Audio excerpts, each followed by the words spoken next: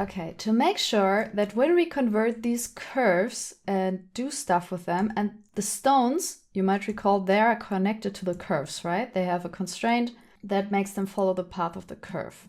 So we need to make a backup of these curves so that we don't accidentally convert them, and then the stones will lose their placement. Okay, so let's call this ringman stones and just make a copy of it and click right away so that the second ring band doesn't move. So now we have a copy on top of it, and let's just call that ring band. Okay, so we have a ring band with stones, and this one is the one. We could also give it a different profile, or we could just hide it all together. Okay, so that we don't accidentally confuse that. And then we can just hide it. Maybe you can see that in the transparency view. So this is the curve now that has the stones attached to them so that we don't confuse it with a ring band. And then the next one we will just also find in the outliner. Let's call it ornament stones 001.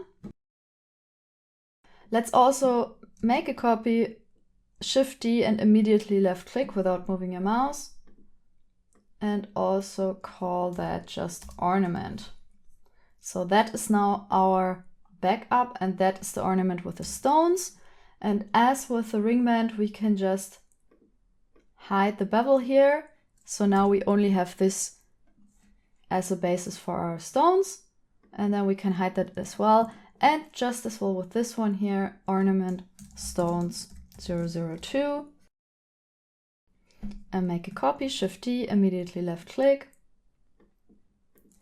Make sure that you have the correct one. Hide the bevel so that you can discriminate between them. And then the one that is now empty without any stones attached, you could just give it a name without stones. And then you hide the curve with the stones as well. So now all of the visible curves are not connected to the stones anymore. And that's very important for the next steps. So make sure that all the curves where the stones are connected to are hidden and have a replacement in place.